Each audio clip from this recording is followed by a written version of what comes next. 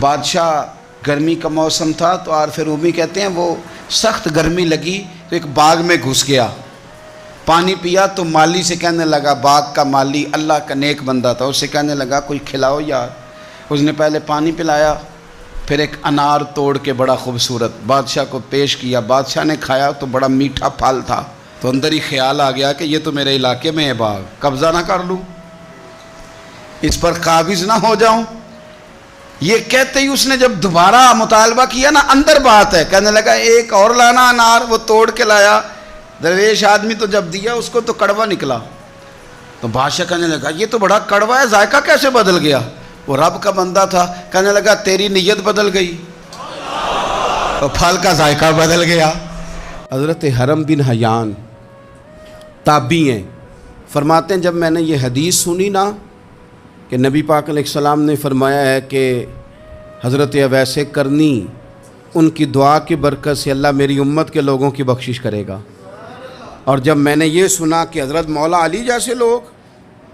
حضرت عمر فاروق جیسے لوگوں کو جبہ دے کے بھیجا گیا ہے، اور حضور نے بھیج کے کہا ہے کہ اویس سے کہنا میری امت کے لیے دعا کرے، تو فرماتے ہیں میرے سینے میں لو لگ گئی کہ میں حضرت اویس کرنی سے ملوں،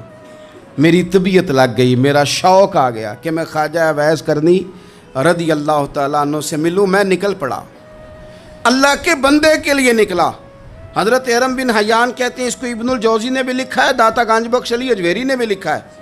کہتے ہیں میں ڈھونڈنے لگا حضرت اویس کرنی کو، بڑے شہروں میں گیا پر وہ ملے نہیں۔ داتا صاحب کہتے ہیں وہ حال والے آدمی تھے، ان پر بھی حال تاری رہتا تھا، اسی کسے دے کچھ نہیں جے لگ دے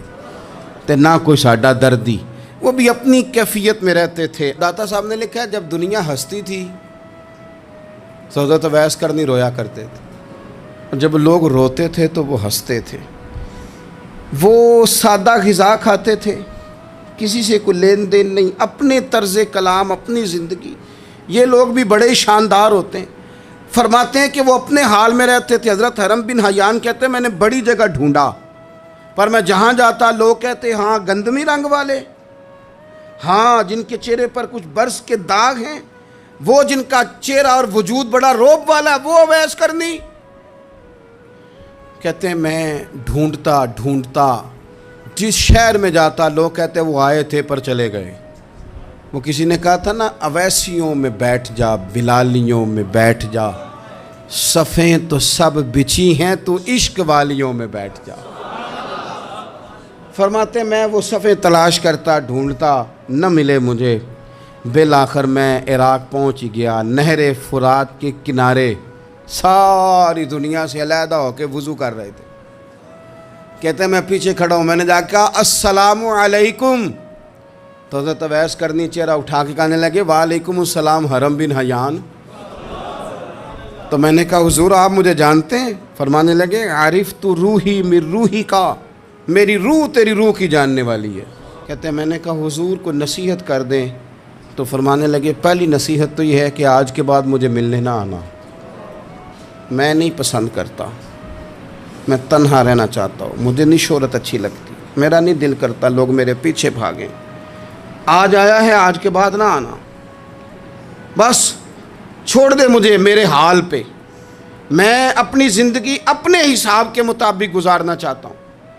تو آج کے بعد نہ آنا۔ اور پھر فرمانے لگے اگلی نصیحت یہ ہے کہ جو رب نے تجھے دے دیا ہے نا اس پہ راضی ہو جا، اگر اس پہ راضی نہیں ہوگا تو تکلیف میں رہے گا۔ فرماتے ہیں میں نے پھر کہا میرے لیے دعا کر دیں، تو انہوں نے ہاتھ اٹھائے، کہنے لگے یا اللہ